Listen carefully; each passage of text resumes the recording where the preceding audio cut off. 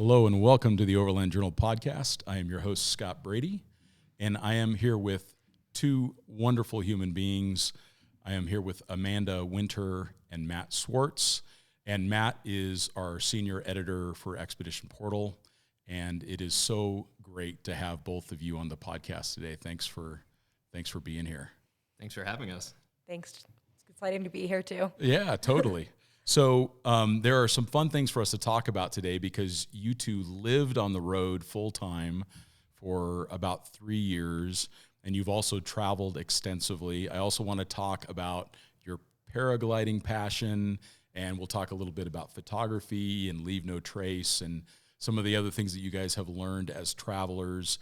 So before we get started, Matt and I would like to do a quick call out to Nakota and Sonia Staples from Staples and Tents and Black People Off-Road.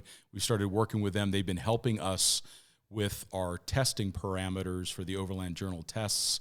They both work in the technical fields, the scientific fields, so they've been very helpful for us to start to create some repeatability and testing standards around our equipment.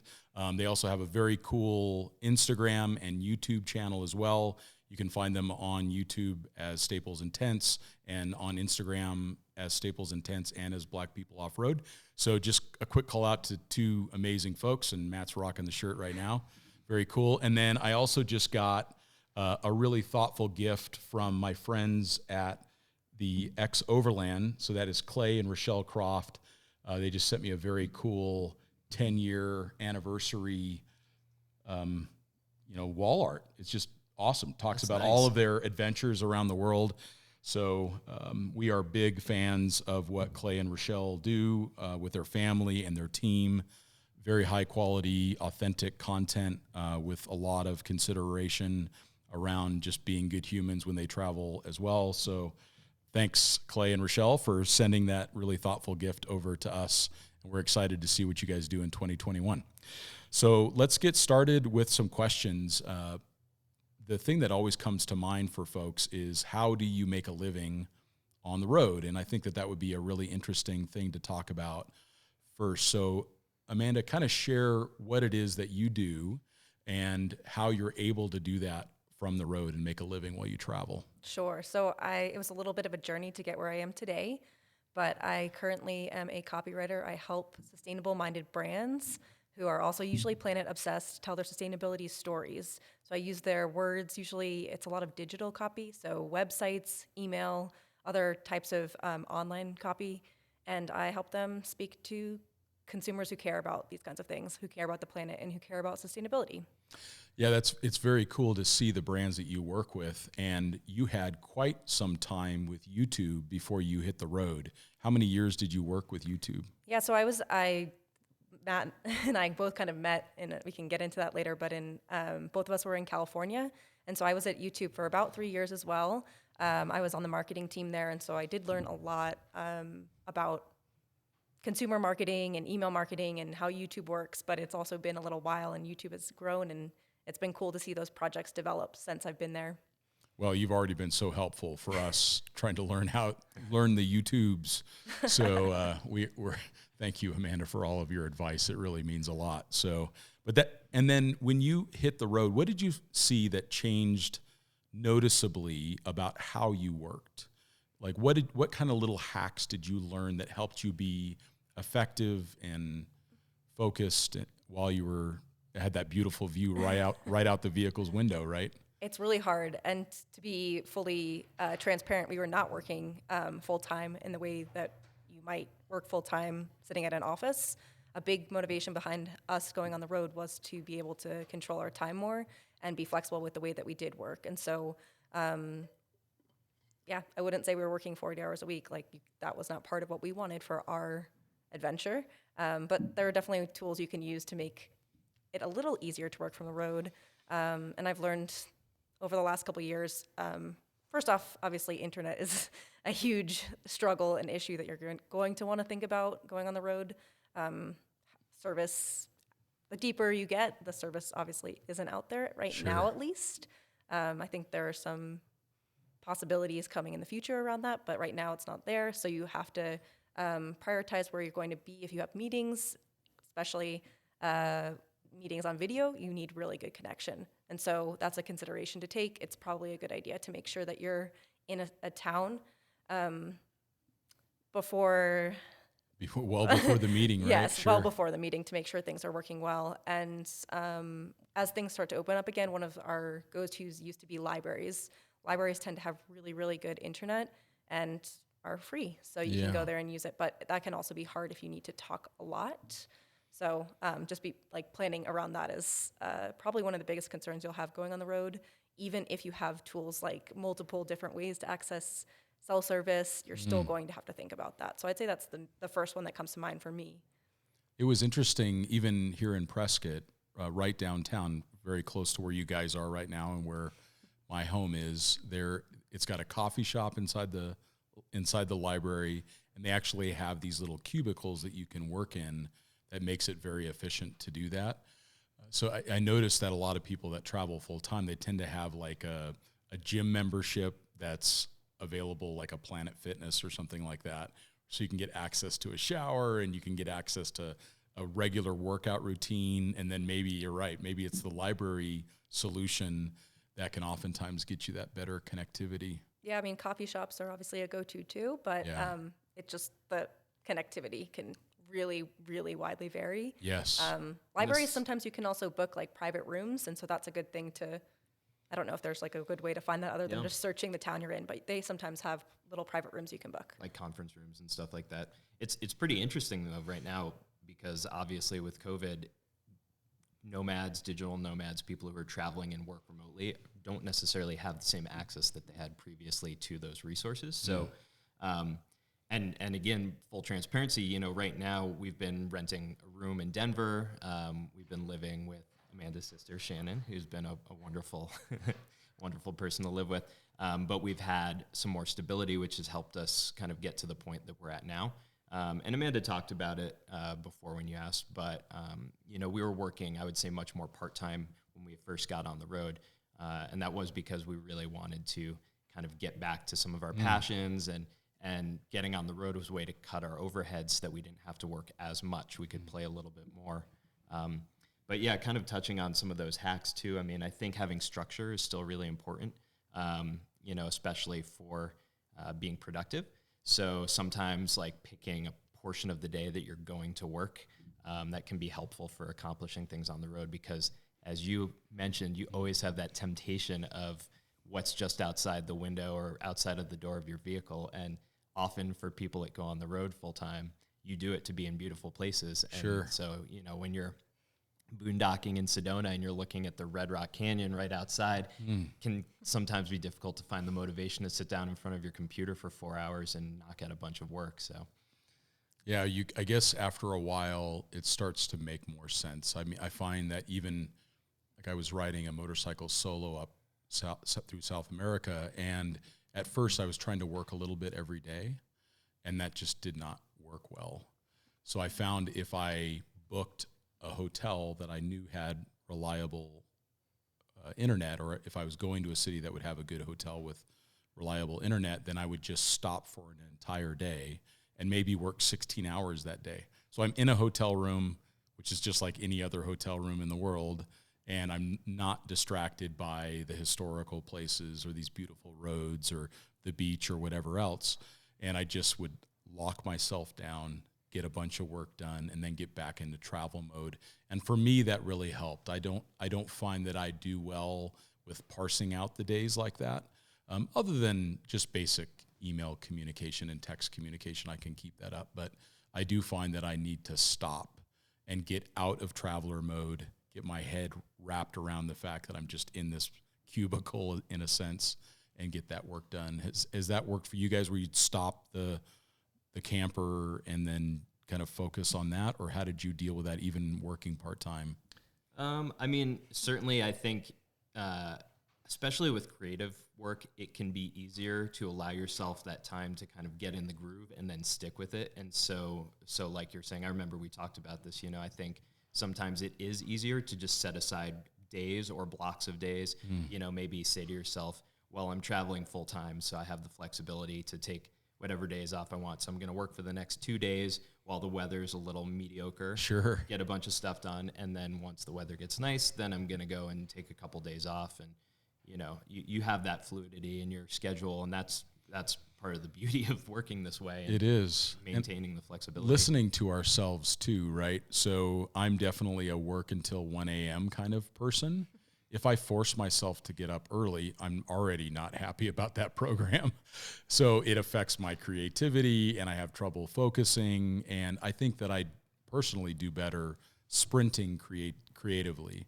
So if I'm engaged in a topic or if I'm even writing a big article for Overland Journal, I may do 12 hours a day for 5 or 6 days in a row and then take some time off to recoup and get back that kind of recharge that creative juice. So, but then you read about other writers like Stephen King and other writers they'll sit down and they have a block of time, they close the door and they do that every day. And it is very much formulaic for them. And my mind doesn't work that way. I'm not sure how my mind works actually, but it doesn't work that way for sure. I think it's a combination of both for me too. Like there are deadlines that really exist, and even if I'm not feeling creative that day, I still need to sit down and get a messy first draft out there and have it to edit later. And so that's definitely something I do and have learned. And I think especially now that we've gotten into paragliding, a lot of times you can paraglide in the morning and then work like in the afternoon or evening, or vice versa if it's like better for an evening flight. And so I've been able to find ways where I'm like, if I get this to this point, like I'll be able to paraglide later today, or I'm going flying. I'm soaring this afternoon. Exactly. Well, that's a good segue. I think we should talk about the paragliding thing for a little bit. So that is a relatively recent passion for you two. What inspired you to jump off a perfectly good mountain and trust the thermals and a fabric wing to your life? Yeah. Well, I mean, it as so many things these days do, it comes back to our time traveling full time on the road. So this was, what year was this? 2018? 2018? 17? I can't, 17 or 18. It was the first, what was the first year we did the van life gathering? It was 2018, right? I think so. Okay. So we were in Jackson, Wyoming, and we were running a van life meetup with some friends of ours who run a social account called Van Life Diaries, which it's got a fairly large following. And Amanda was like, we're traveling full time. We should get involved with the community more. We should run an event. So we actually hosted an event in Wyoming, or excuse me, it was in Idaho, but just on the other side of the Tetons. And one of the couples that came to our event were paragliding instructors and tandem paragliding pilots. And they basically made us an offer we couldn't refuse to go and fly at Jackson at the ski hill. And so, yeah, we said, we've got to do it because it's a fairly expensive thing to do. So we took them up on it. We got a great deal, and we flew off of the ski mountain. And I mean, we landed, and I remember being like, I need to learn how to do this. Yeah. So when you flew that first time, you were tandemed up with this other pilot. Yeah. Yes, both of us were. So we flew at the same time, but we were attached to another pilot. So we didn't do any of the piloting. Right. We're just riding and enjoying the view. Sure. Yeah, it's kind of like skydiving. You know, they don't just like say go for it. You know, these sports are high consequences if you do something wrong. So so you basically you go with someone who's qualified, who knows what they're doing. They have lots of training. You have to read the instructions. Is that what you're saying? Yeah, it's a fairly unforgiving sport if you miss something. So yeah. But I mean, it was incredible. It's not the adrenaline fueled experience that maybe some people might think it would be, or at least it wasn't for me. You know, I found it very relaxing. It feels slow. You're not, free falling. You're gradually running off a slope, and then you're in the air, and it's just about silent, and you're going maybe 20 to 30 miles an hour, and so you've got this light breeze on your face, and I mean, you're flying. That's incredible. Yeah, it's just wild. So, and is that the high point of it for you, Amanda? Like that sense of flying, or what is it that you find makes you want to go do it again, jump off another mountain? Well, like Matt was saying, I think when I did the tandem, I had done a tandem skydive as well, and that is very adrenaline fueled. It's like, holy crap, I'm jumping out of a plane, and like it. I mean, you're going very fast. I have not done that yet. Yeah, well, if you do both, you'll see. At least for me, it was a very different experience. I didn't land and say like, I want to go learn that tomorrow. Yeah. But with I'm glad I survived. I'm never doing that again. yeah, I mean, I was like, oh my gosh, that was crazy because you get, I think the adrenaline rush of skydiving, even tandem, is just crazy. And that was not the same for paragliding, but it was like similar to Matt. I felt like it was relaxing, which then I learned being a pilot that is definitely not the case all the time, and it's not relaxing as a pilot yourself, but just the speed of it and being able to fly above places, fly above a peak, and look around and look down and see animals or a view that you can't see any other way. I mean, you could see it in a small aircraft, but having the wind literally on your face, it's just being immersed in nature in a very different way, but also that isn't as adrenaline packed as skydiving. A lot of people do both do skydiving and paragliding, but for me, paragliding only. I wonder how much, I mean, I think about for myself that I try to look for these activities that are a little more analog, where you can't use your phone to read email or to check text messages or, hopefully not getting on Instagram or whatever. But it seems like when you're trying to fly a paraglider that you're not distracted by those things. You're probably not even thinking about them at all. Has that been your experience? It's like an escape, that mental disconnect from the digital world, your digital lives that you live as creatives too. Yeah, I mean, I think especially it depends on your skill level, and the conditions, which we're still both very new in learning, and the conditions can get really, really extreme. So that's a big part, is learning how to read weather and learn about the environment in a deeper way than I've ever had a chance to learn. But I think I'm just focusing on what I'm doing in that moment. It very, very much can be, you get into a flow state and base what you're doing off feeling. Or there are some small instruments you use, so potentially based off of signals from the instruments. But basically, like, am I entering wind that's lifting me up? Wait, where's that wind coming from? Like, how do I enter into that? How does it feel on my hands as I'm piloting this piece of nylon? Yeah. Cool. I mean, it's one of those, like any more complex activity that you can learn to do, when you initially start doing it, just a fairly simple task can occupy a very big part of your brain's ability to comprehend what's going on and to make decisions that are smart or logical. And paragliding is very much like that. Like at our point where we're less than a year in, it's a very big part of our ability just to fly the glider safely away from the hill, fly it through the air safely, and land safely. And the longer you do it, you start to see pilots who are capable of doing much more than just flying. And it's really incredible to see. And I think, that's one of the most interesting things about this sport. Doing a tandem flight, you have no concept of what's going on. It feels so laid back. It feels so fun and relaxing. The second you're the pilot and there's no one else to make sure you get to the ground safely, it changes. And I mean, it's not, I don't want to use the word scary, but it's very real. You're very acutely aware of the potential consequences of a good or bad decision. Sure. And so right now we're still at that point where we're very much just totally focused on the flight. I've tried to take my camera up a few times around my neck, and I've managed to take a couple photos, but I always find myself coming back and saying, you know what, I'm just going to leave these extra things behind. I need to focus on the flying. Yeah, I'm not quite there yet. I am at a point where I want to focus on learning to fly really well and have it be a little bit more intuitive so that I can start focusing on some of the more complexities, some of the other complexities of the sport, like staying up for longer periods of time or flying away from the hill that I start on and going somewhere else.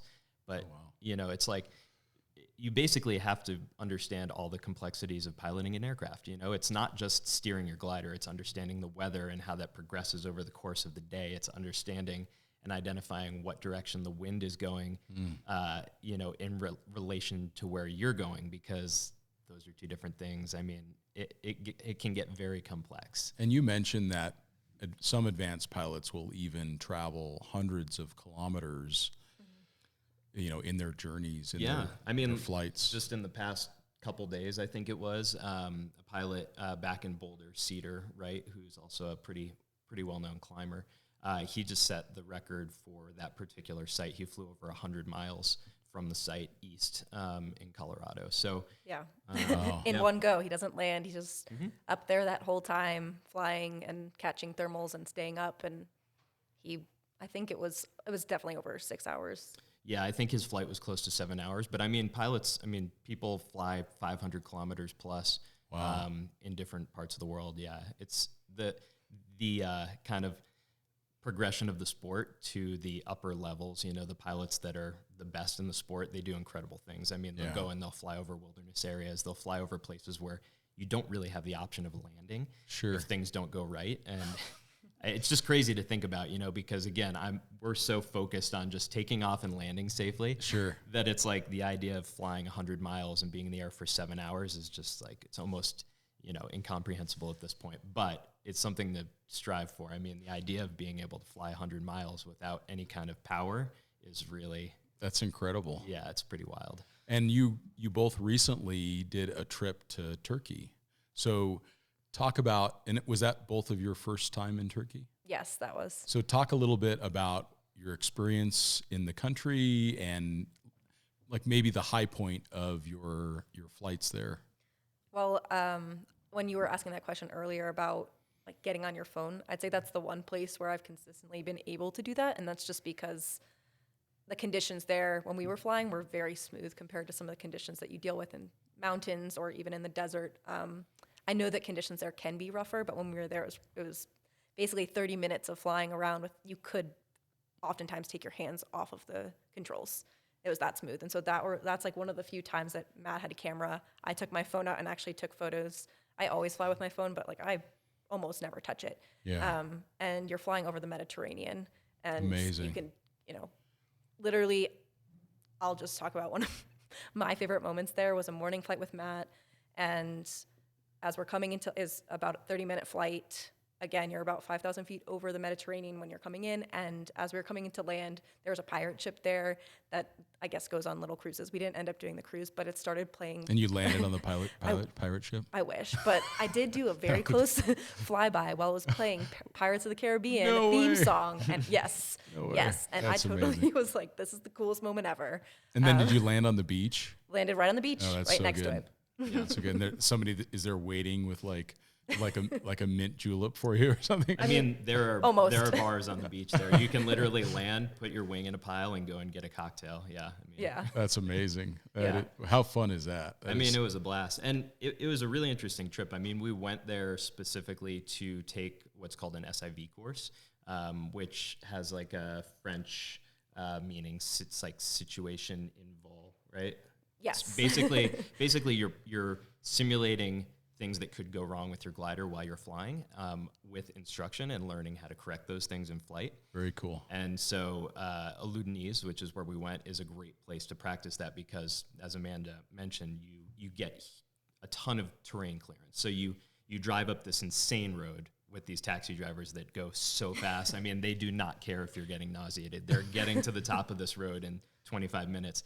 And then you fly off this mountain, and the summit is, I think, just over 6,000 feet above sea level, and you're landing at the ocean. So you're getting 6,000 feet of terrain clearance, which is, there's not many places where you can get that. Mm-hmm. And with paragliding, actually, the more terrain clearance you have, theoretically, the safer you are. The thing that's going to hurt you is the ground. So the further you are from the ground, it's the sudden stop, right? That's the problem. Yeah, so you fly out over the water, and then you do these maneuvers, you practice them. And so we were grabbing the lines on our paragliders and yanking them down and causing the wing to collapse, and then you fall out of the sky, and then you learn what to do to correct that. Gotcha. Yeah. Yep. And you're over the water in case you do have to throw your reserve. So we do fly every pilot, like almost every pilot flies with 1 to 2, sometimes maybe 3. We fly with one backup parachute that if anything were to go wrong and your glider, you can't control it anymore, it's not flying over your head, you throw your backup reserve. Oh, wow. So neither of us did, but people who are on that same course did end up throwing the reserve and ending up in the water. But Aludinese is one of the places that people go to do that, and there are boats there to pick you up. It's as far as like practicing those skills, it's one of the best places to do that.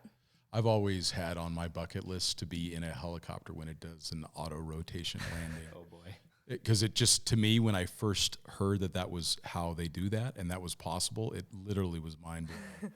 So, yeah, at some point in my life, I would love to hop in with a great pilot and actually experience turning off the engine of a helicopter. Yeah. And it is just incredible to me that works. But I would love to experience that. I mean, it seems worth the risk to see that happen, just because helicopters are amazing. But to experience that kind of thing. They seem terrifying to me. Yeah. Yeah. I get sick. Yeah. No, they do move around more than you'd think. Yeah. Depends on the conditions like anything, right? Yeah. And Aludinese is also one of the places where pilots go to train acro paragliding, which is a whole different thing. But basically, they're there to do tricks over the water. So you can watch people do crazy things. They do infinity loops and like all kinds of, we'll send you some videos. Yeah, they have these very specialized wings for this they're much more reactive to inputs to the controls. But yeah, I mean, you're flying around doing whatever you're doing there, practicing your SIV maneuvers, just having a nice flight. And you see people literally doing like head over heels, like tumbling for minutes, or, helicopter rotation where they're basically descending vertically and just spinning around. I mean, it's pretty wild, the things you see people doing there. And what did you, as for a travel location, what were some of your high points from Turkey? Well, we didn't do a whole lot of traveling around in the country while we were there. Unfortunately, we had plans to travel a little bit more widely, but there was some State Department stuff that came up while we were there, and like all of the U.S. embassies were closed within the country because of some safety concerns. Would that have materialized? We don't know, but we figured we can always go back. So we ended up just sticking around in Aludinese. That particular location as a place to travel to was great. It's a pretty touristy destination, though. Mm-hmm. There are a lot of British tourists there, a lot of German tourists there. But yeah, I mean, as a place to go, it was great. We were able to walk from our accommodations down to the beach. It felt super safe. Everyone was really friendly. Yeah, that was my experience there in Turkey. I met some just wonderful people in a place called Trabzon. We needed to get some service done to this little Suzuki Jimny we were driving across Central Asia in, and we pulled in there.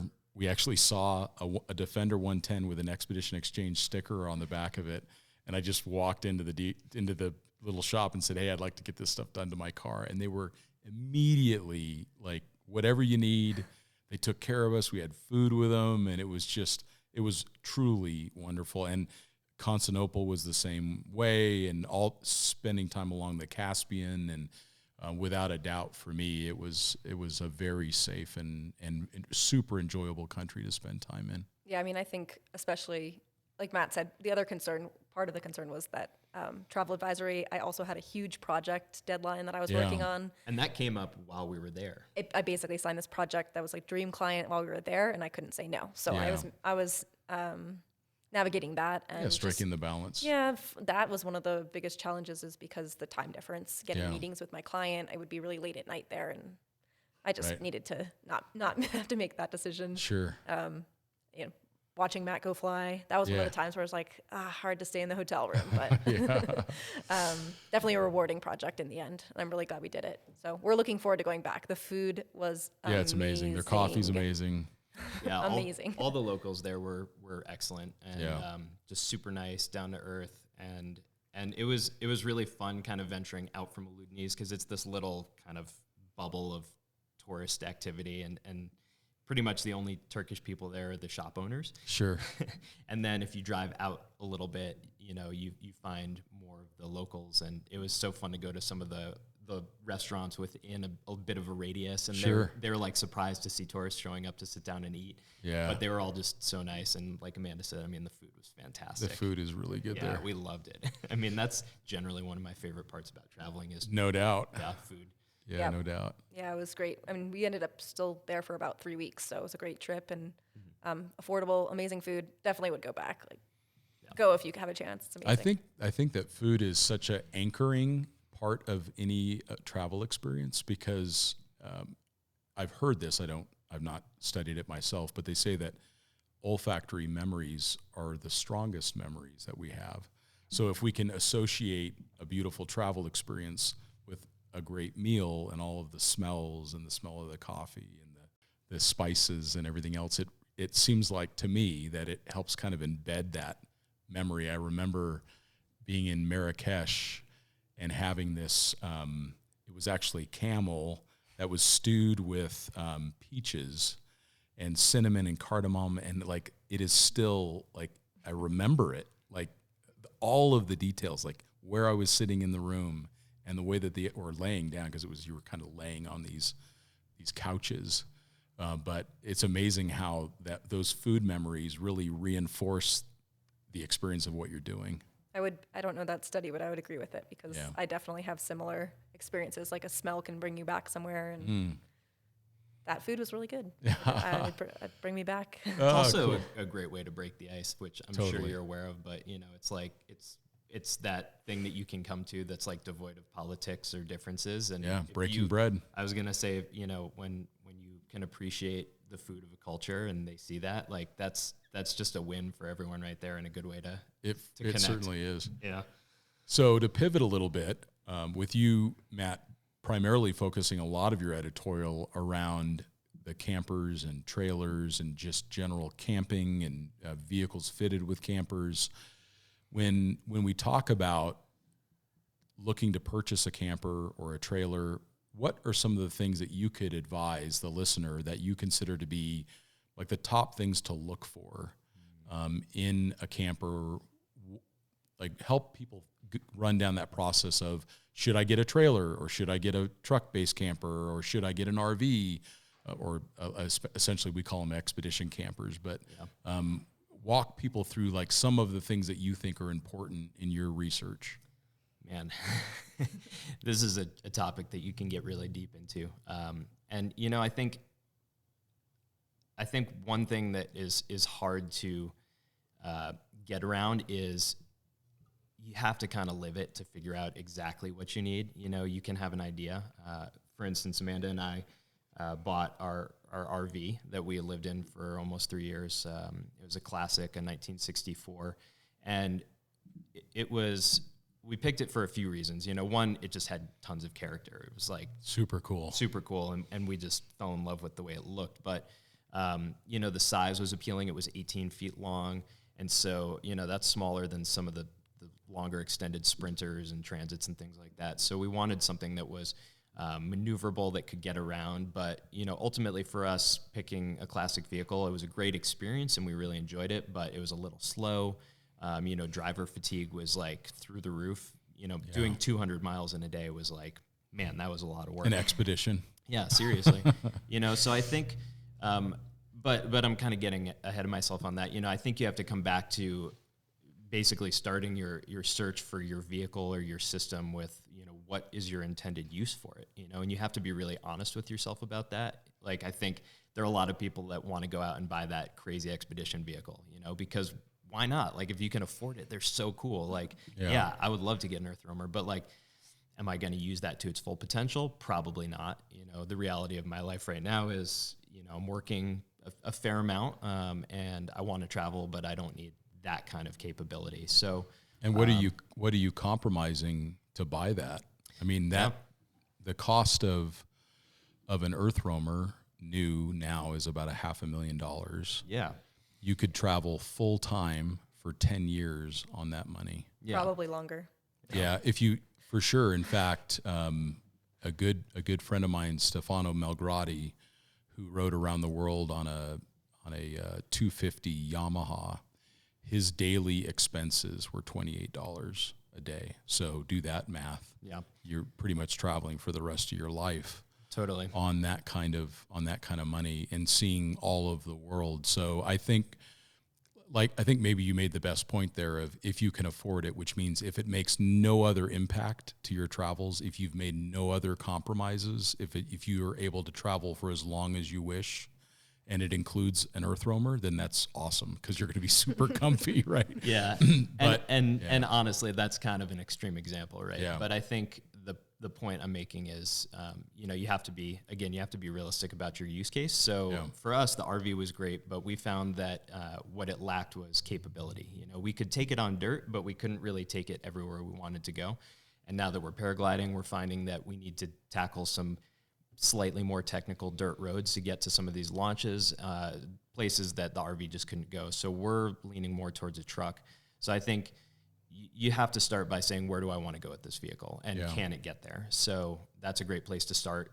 Budget is a huge thing too. I mean, you pointed it out. And honestly, that was a big part of our decision too. We looked at our living expenses at the time and we kind of did the math and said, well, if we buy this vehicle for X number of dollars, like, how many months of paying rent or paying a mortgage do we have to go before, they make sense. And so that's kind of where we're at now. It's like, that is a consideration. If you have an income that is relatively stable, you can kind of say, here's what I can spend in any given month. And, maybe buying that newer truck actually makes sense. Because if you're not paying rent, maybe you're actually paying less for the new truck that gets you where you need to go, or the new camper van, And most people that are paying rent are also paying a car payment on top of it. So if you can combine them in just to one, then maybe your overall expenses are even lower. Yeah, but I'm maybe also making the assumption that you're traveling full time, and that's also not everyone's reality. A lot of people are going to want to get an adventure vehicle that they can use on weekends, that they can take for a week at a time, but they're still going to maybe have a house or a place that they come back to. And so, you can go simpler if that's the case. I think if you get anything used and you're looking at a camper or a trailer, you have to start by looking at the roof. That is like the most important thing I've learned. That's one of the kind of weak spots in any camper or trailer. So get up on a ladder and look at the roof before you say like, oh yeah, this looks great, because the inside maybe run a hose over it for a while and see if it leaks. Totally. I mean, that's smart. That was kind of the weak spot in our RV, and we did some work to mitigate issues. But it was an old vehicle. It had been in pretty decent storage, but it had rust and it leaked at first, and we had to do a bunch of work on the roof, which is not easy work to do. Yeah.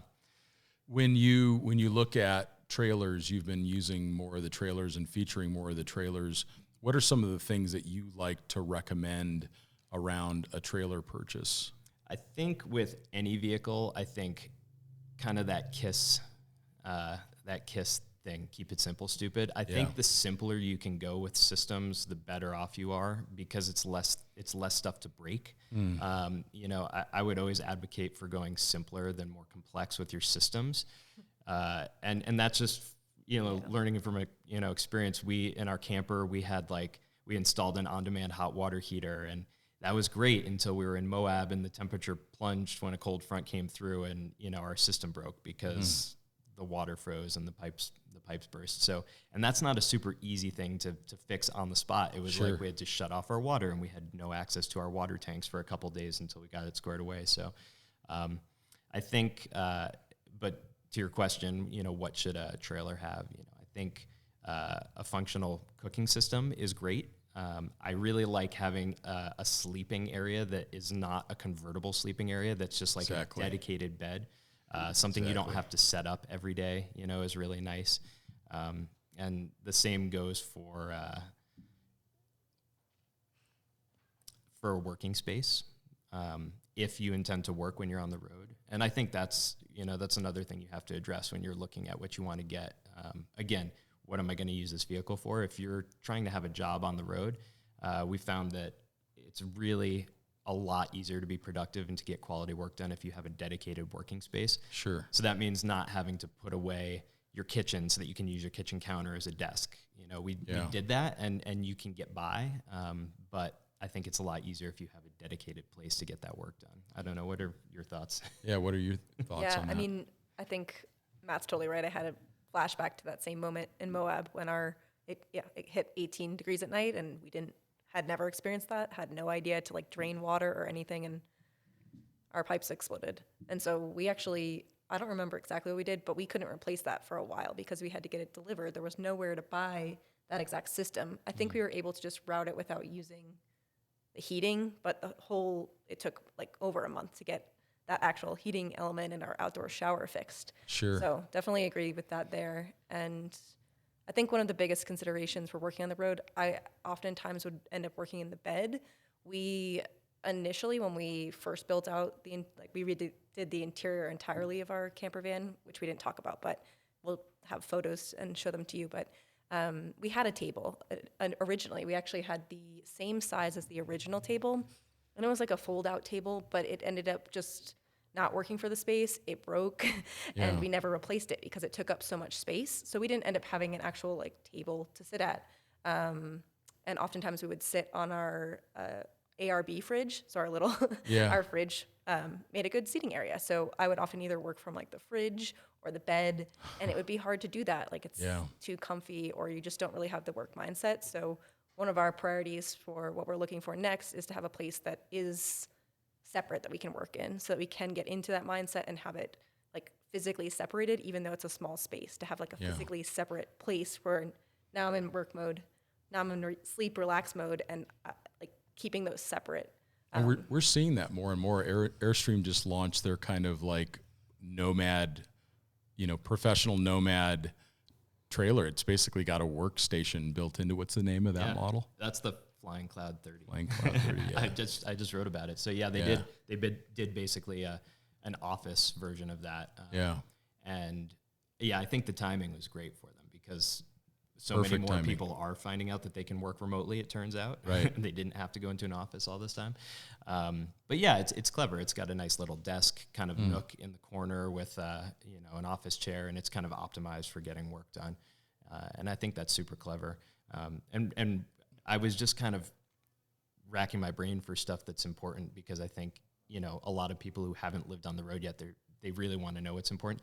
I think one thing that I didn't mention yet is having that ability to be truly off-grid, to be able to dry camp.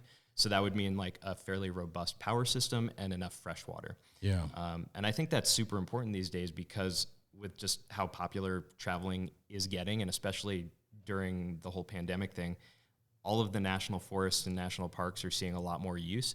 So it may be difficult to find a shore power hookup or a water hookup. So having that ability to be totally self-sufficient and go and find a BLM spot, I think if you're thinking about getting a trailer or a camper, don't neglect your capacity to stay off grid for a few days because it might be hard to find a camping spot if you haven't booked it out, months in advance. That's what we're seeing. I know a lot of people have said that like they'll go to a national park and there's just nothing now. It's booked out 4 or 5 months in advance. And that's so much of the spirit of overland travel anyways, is to get remote and to find those really beautiful distant locations. On the trailer subject, one of the things that I found through the years is if you can't retreat inside the trailer, the use case for it, in my mind, goes down considerably. It doesn't mean that there aren't use cases for trailers with tents on top of them. A good example of that would be you have a family of 4 in a 4Runner, then those kind of fold out tent style trailers do make sense. But if it's a couple or a single individual, then why not dedicate the trailer towards that retreat where you can open up a door or a hatch and crawl inside it to a dedicated bed. And I'm seeing more and more trailers, even some that are very small and very capable. Like, for example, we just had that sniper trailer show up, right? Yep. Which has got a full-size bed that folds down. It also lifts up, and you can have a full-size kitchen seating area to work inside the trailer, but you're totally protected on the inside of it from the conditions, and you can add a heater and everything else. To me, that makes sense because now you're towing something that's like a very small off-road capable home, whereas if the trailer just has the same roof tent that you could put on top of your vehicle, why not just put the roof tent on top of your vehicle and save all of that expense and weight? And backing up a trailer is always a consideration too. So yeah, I'm inclined to agree with you. I think, a trailer that doesn't provide sleeping quarters, I'm not going to say it's useless. There's use a person, cases change. Yeah. Right. There's a person that's perfect for, and there are instances where that's totally fine. Like nice summer, adventure where the weather's perfect, like that slide out outdoor kitchen and, rooftop tent, that's fine. And that's maybe even better, right? Yeah. It's like, it's hard to keep a trailer cool in the summer Yeah. off grid. But yeah, I mean, I think one of the biggest advantages to a trailer or a camper is having that kind of bulletproof, living quarters. Like we've been in the RV when it's just dumping rain or snow, and you are so thankful that you're not in a tent. Yeah. I know. Or hail. Yeah, I know. I know some of these tents are like they're pretty weatherproof. I've sure. heard from people who've been in crazy weather with them, and they say like, yeah, I stayed dry, but being within some sort of rigid shell. Yeah, and it seems like that the cost of the trailer with a soft tent on top of it are usually very close to the cost of like a teardrop, where you have hard sides and a hard roof and a door that you open and it has a fan on the inside and it pulls in, fresh air, and it just seems like that, from my perspective, that looking at a trailer, it should be something you can retreat inside of, as opposed to kind of live on top of or around, which at that point, why not just put the tent on top of the car and save a bunch of money? So yeah, I think you're kind of right on it with that. yeah, I mean, it's of course it's my opinion, which doesn't mean anything, but in my experience, that's been something to look out for, is what's the advantage of the trailer? What can it do that the car can't? Sure. And if you can go inside it, or maybe like the Sniper where you're sitting, at a dinette and you can work, or like the Airstream or any of those other quality teardrop style trailers, for sure. The cool thing too is, one of the biggest advantages with any trailer is that you can detach it from the vehicle. Yeah. Right? So paying a whole lot of extra for a super off-road capable trailer, you have to decide if that's the right call for you. For me, I would rather pay for a trailer that I could get inside of, like you were saying, versus one that I can haul way into the backcountry, because it's like I can just park the trailer somewhere reasonable, detach the truck, and then still go out there. Go do a day trip up into the mountains. But that's me, maybe there's someone that really just like getting way back there with the trailer that's the thing they want to do. And if that's what you want to do, then get that super high clearance one. Yeah, totally. Yeah. One of the things that we love to ask on this show is favorite books that you would recommend to our listeners. I have learned so many great books from podcasts that I listen to, that many of them have been very transformative for me. So, Amanda, what would you say is your top couple books that you would recommend to friends? Yeah, it's such a hard question. I'll just talk about one that I found like at a really good time as far as this kind of transition for me in my life, and is The Alchemist. You probably have heard this one before. It feels a little cliche, to be honest, but it found me right when I needed it. And we can talk now about living in the camper for 3 years, but when we were actually making that decision, it was a big decision for me, and like one of the craziest, most life-changing things I'd ever done. I grew up in a town where like the expected path was that you would go to college and then get a job, probably as a lawyer or a doctor, or maybe get a PhD, like a very high-performing path.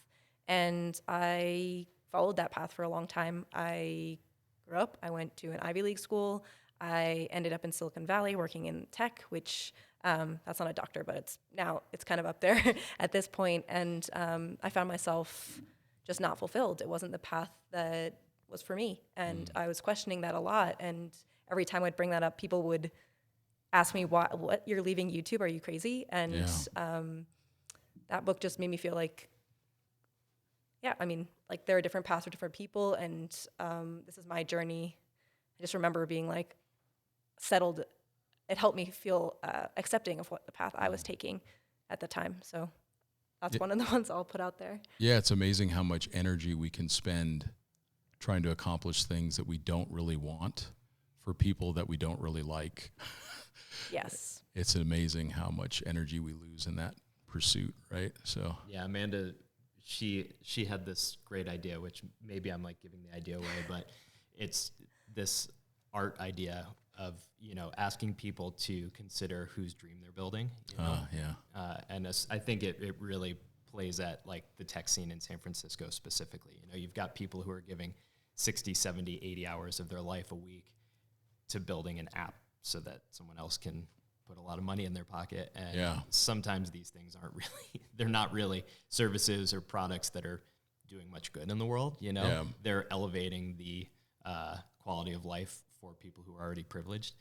Yeah. So I don't know, when she told me that, that has stuck with me. I think about that all the time. Yeah. Any other books come to mind, Amanda? That's the top one for now. Nice. But I'll let you know if I think of Okay, more. awesome. We can add it to the show notes for sure. How about you, Matt? I would just say anything by Edward Abbey. Specifically Desert Solitaire. I mean, that's like kind of his classic work that probably a fair number of people here are familiar with. But you know, if you're new to the outdoors, playing in the outdoors, adventuring, that's just a really great one. It's about his time as a Park Service employee, and it's just the way he writes is really vivid. His descriptions. And some of his other stuff is just really fascinating too. He was like a very big critic of expansion for the sake of expansion. Right. Monkey Wrench Gang is another one by him that I absolutely love. That one's a little bit, it's interesting because it's fictitious, but it's got a lot of elements of nonfiction in it. And, you know, I think that had something to do with the Earth First movement.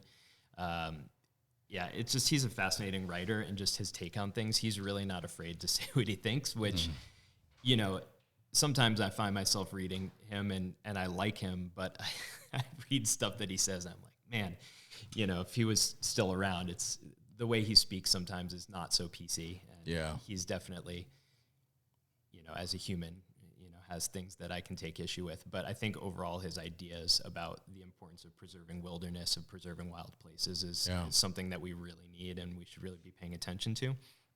And he's just, when I read his work, it gets me fired up. You know, it's... And he loved doing what we love to do. He was an overlander for sure. I mean, his travels in, well, maybe that's how you ended like being drawn to Southern Arizona, right? Or to Arizona in general. That was his playground. And if you drive along the El Camino del Diablo, there are many places that he talks about in Organ Pipe and all of that. And one of the stories about Edward Abbey that I found so fascinating was he passes away and all of his buddies steal his body. Like this, they had all planned it, including him ahead of time. And they steal his body and they take him out in the desert and bury him in an undisclosed location. Yep. Like you could not pull that off anymore, but they somehow were at that perfect moment in history that they could still steal a body, bury it in the middle of nowhere and get away with it. And none of his buddies ever gave up the location. There's ideas about where he's at. Right. So maybe that's a next trip for you. We'll get a vehicle lined up and you go walk in the footsteps of Edward Abbey. I picture him like laughing in his grave, just like, you're never going to find me. Because he's probably somewhere very obscure. Yeah, I hope so. That's the thing that's fascinating about it. I love it. Yeah, no, that story is awesome. I mean, it just like speaks to who he was. And one other book that I'll mention that I think is a worthwhile one to read if you like him and if maybe you've read some of his material, but it's a book called Postcards from Ed, and it's actually a collection of some of his personal correspondence with friends and family members, and also a bunch of his responses to editorial in magazines and newspapers. And he is just so sharp with his responses. But that is like responding to the original haters. Oh, gosh. The haters of his day. Yeah. I mean, he's like, he doesn't hold anything back, and it's just, it's really awesome. Yeah. Yeah. You gotta pick who you mince words with. I think Edward Abbey is quite the sword with the pen, right? So. He really is. And I mean, he's like just a pretty brilliant guy too. I mean, he usually has an answer for anything that has to do with the outdoors and conservation and wilderness. He has something or a few things to say about it. So. Yeah, that's great. And which I think is a nice segue into, you two have both spent some time becoming certified with Leave No Trace. You are both Leave No Trace instructors, and you've spent energy around that cause, which I think is so important today more than ever because of the amount of people that are in the backcountry. And as overlanders, we not only have the responsibility for how we use the vehicle, which is typically going to align with tread lightly, but we also have the responsibility of being backcountry campers as well, and hikers, and where we interact with native lands and with Aboriginal sites as well. So we have a lot of responsibility as overlanders because we see all of those things and we touch all those things in some way. So let's maybe talk for a few minutes about, with the explosion of overlanding and the number of people that are getting into the backcountry, what are some things that we can do as overlanders to reduce our impact to these beautiful places that we love and want to come back to? Yeah, I mean, I think that's such a great question, and there's a lot, a lot we can do. There's so much we can do. First off, it's like learning what Leave No Trace is. So you can easily go to the website and look up the 7 principles and kind of just get an introductory level of what Leave No Trace is, and it's it's a framework. So it's not going to give you the answer, the number one answer all the time. It's a framework to think about what your impact is on these spaces and how perhaps you can leave less of an impact. That's the whole framework. I think the first principle, for example, is plan ahead and prepare. And in the context of things, this is an important one for overlanding because we want that balance of like freedom and being able to find a new place and explore an adventure. But oftentimes, if places are crowded, there might not be campsites that are established that are available. And if you don't, find out how many sites there are or potentially have a backup in mind of where you can go if this first site or second site or third site doesn't work out, then you might be thinking it's okay to kind of create a new site or go off-road. Sure. Exactly. Go off-road here. And that's definitely one of the things that we're seeing happening right now, where more people are getting outside, which is incredible, but just not knowing the capacity of the places that we're going to. And there is a limited capacity. There are a limited number of vehicles that can fit there or humans that can be there. So I think that's a great place to start.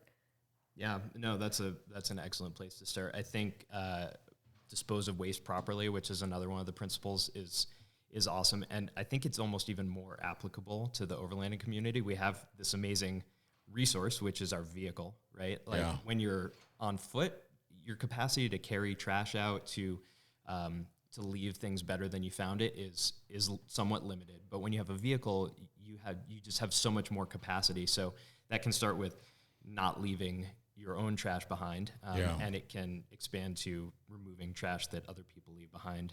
And I think within that category, it's something that maybe is squeamish for some people to talk about, but, using the bathroom in the backcountry, I think all overlanders should get themselves some sort of a portable toilet solution that they carry on their rig.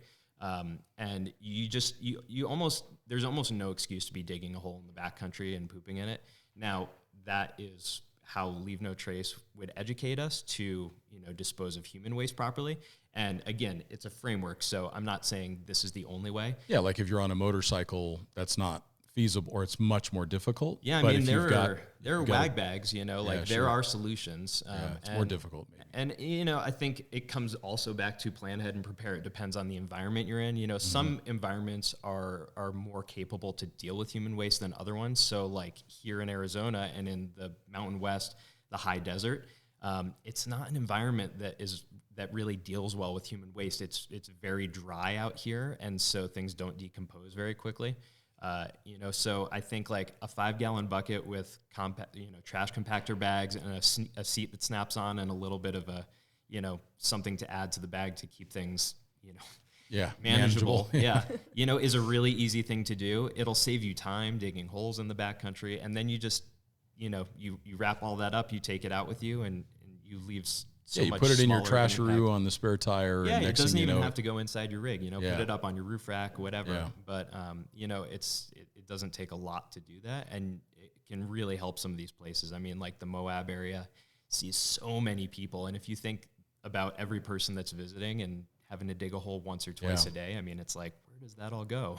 A little pro tip for those that are listening: if you take that wag bag and you stick it in like an ammo can on the roof rack, and it sits out in the sun in Arizona for a couple days, make sure you plan ahead. Maybe not the roof rack. Don't listen to me. No. I think that there are times when the roof rack works, but in my experience, there was times that it didn't work. So, but these are all good things to talk about. And one of the things that I really like about Leave No Trace and Tread Lightly, these are apolitical organizations. They're not saying that this is left or right or whatever. It's just we all grew up with the idea of let's leave these places better than we found them. It's that simple. It's just the extension of the golden rule. Like be a good human. Like we're going to these beautiful places. Don't you want your grandchildren to see them just as beautiful as you do? Mm-hmm. And I think that that's the whole framework of them. This is not a political thing. It's not even a environmentalist thing. It's just something very practical of let's leave these pretty spots that we may want to come back to in 10 years. Let's leave them better when we leave. And I think that your idea around the trash is such a great one. We've talked about that before on the podcast, is just have a good-sized trash bag with you. Not only pack up all your own trash, but find any trash that you can in the campsite.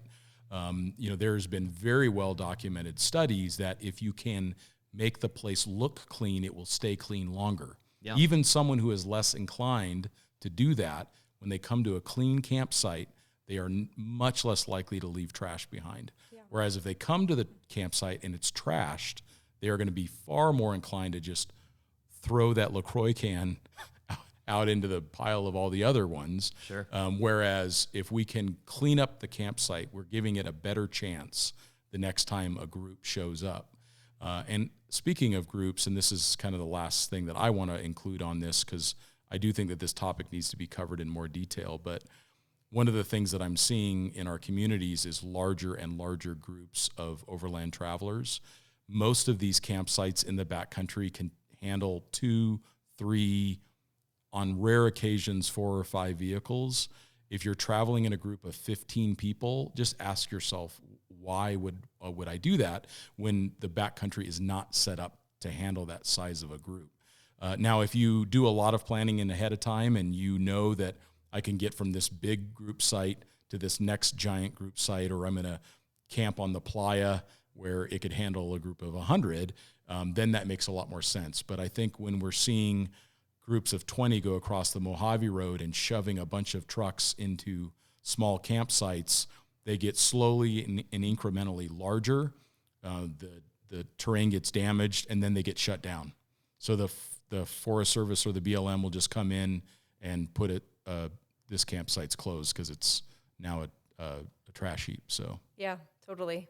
And that's really unfortunate for all of us. It is. And I think that if we take a little bit of responsibility as a community, then we can improve the outcomes and the likelihood that we get to continue to access places. That's the thing with anything that takes place on public lands and the outdoors. I mean, the amount of infrastructure and federal employees that are out there to help manage these sites is so limited, and so I think we almost have to just think of ourselves as like a self-regulating group. We kind of have to approach it in that way. We have to take the initiative, and it shouldn't be politically motivated. It's not about who you vote for. It's just about this resource that we all love, and taking care of it. And if you think about that group of 20, if they divide up into 5 groups to camp, and if every one of those cars picked up 2 pieces of trash, like think about the positive impact it could have. I mean, I know I haven't participated in it, but I like the Gambler 500 is always like in the back of my mind, just because I think the culture of it seems super interesting. Yeah, for sure.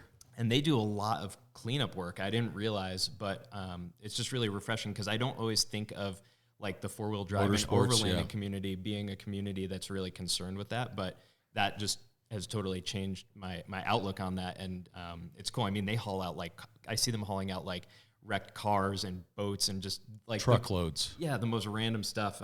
And so that's so cool. So that could be like a really awesome group of people to look to. They organize cleanups everywhere, like throughout the year. It's not just when they're doing the race. So yeah, maybe that's the way to do it. If it's a little bit bigger group, or your club has that 10, 12 members or whatever, that you put some kind of a charter behind your trip of like, okay, we're going to do this to make this place better when we leave it. I think those are all ways for us to take responsibility over our own activities. So yeah, absolutely. And I think the other thing, just to chime in with this last point, is around how we talk about Leave No Trace. And there's a lot of great resources I'll send people back to Leave No Trace. So definitely go there for more resources. But that's leavenotrace.org? Mm-hmm. Okay. Yeah. I I feel like a lot of times when you start learning about these things, you get very passionate about it, which is a great thing. But then you have to remember that not everybody has the same level of education as you do, and they're not at their same Leave No Trace journey. And so the way that you bring these topics up to others who are out in public lands, there's a lot to learn there about how you communicate with people. And again, it's a framework. So there are Matt's suggestion to carry out your human waste is probably something we should all try to, that should be our standard that we're reaching towards. But not everybody knows about that. Not everybody has been taught. Not everybody is aware of the science behind things, and just trying to get people where they are. If you did want to have a conversation with someone, there are resources, again, on Leave No Trace about how to approach these things.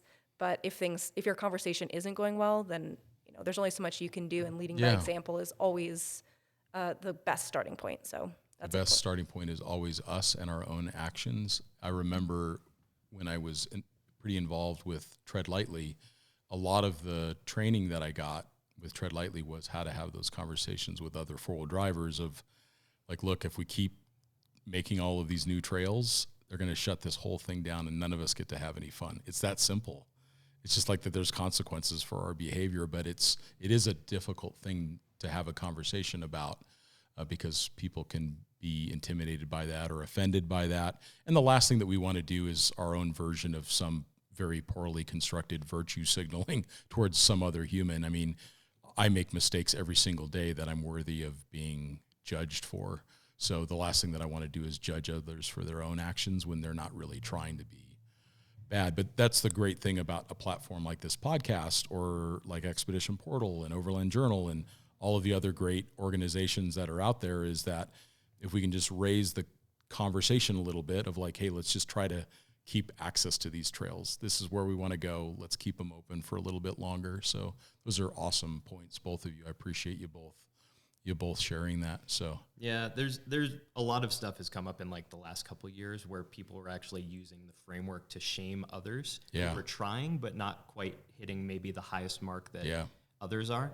And that's the last thing we want to do. I mean, we all love the outdoors and we want to encourage people to play out there. And if we give people a hard time for trying, you're going to turn them away. And as Amanda said, everyone's on their own journey. You kind of have to meet people where they're at and maybe offer some education. But, we never want to make people feel bad about trying. Totally. And any form of virtue shaming or signaling like that is always a zero-sum game. No one wins. Yeah. The person that's signaling, you can tell that they're signaling, and then they look pathetic. And then the person who's being signaled against, now they feel bad about themselves. Everybody has lost in that. Like, so let's make it a positive sum game of like, start with ourselves, with our own family, with our own community, our own club, try to make things a little better. And believe it or not, it's all going to make a difference. So, and I think in a very positive way. So you're right. We don't want to start shaming others for trying. What a terrible thought. But I think that's where the world's come to in some ways. It happens a lot. I mean, social media and the internet gives people a platform to say whatever they want, almost anonymously. So people that, are having a bad day, sometimes they just go on there and they let loose. And, it really causes a lot more problems than it provides solutions. Yeah, it just shuts down the conversation. And then no one's learning anything. Exactly. We're just talking over each other, right? So thank you both so much for being on the podcast today. It's been such a pleasure to get to know you, Amanda, and your skills. Thank you so much for all of your insights that you've given us around YouTube and the things that you do professionally. And then Matt, I mean, you're just a total rock star, man. You have just done such an awesome job on Expedition Portal. And for those that are listening, when you go onto Expedition Portal, you'll oftentimes see Matt's name on the bio for the article that you're reading. So this is the guy that's making all that great content happen and working closely with the other editors on Expedition Portal to make that content so solid. And Matt also contributes regularly to Overland Journal as well. Where can people find out more about the two of you and your travels and your upcoming journeys? Yeah, so the best place to learn about me and my business is amandawinther.com. I also have an Instagram at amanda.winther. I mostly share fun travel stuff on the Instagram. So if you want some of that, you can see paragliding photos or a lot of photos that Matt takes that I post because he's the photographer. We also have an Instagram together. It's not being used as much, but you can see some of our previous travels at van.project. So if you want to see the camper van, all of that is captured there. Yep. And then, I guess my personal Instagram account is m.b.swartz. And like Amanda said, I mean, I mostly just share photos. That's a great account, though. Yeah, from it's our very day-to-day stuff. Hey, your dog is so charming. Like, what's your dog's name again? Royal. He's rad. Yeah. He's great. I love, like, you had this one like perfectly framed, backlit, like model photo of your pup. It was such a great photo. We don't have a human child, but we have that child. So nothing wrong with fur babies. Yeah. Nothing wrong with fur babies. He's front and center on that. So yeah. Awesome. Well, thank you guys again so much for being on the podcast, and we will talk to you all next time. Excellent. Thanks, Scott. Thank you. Thank you.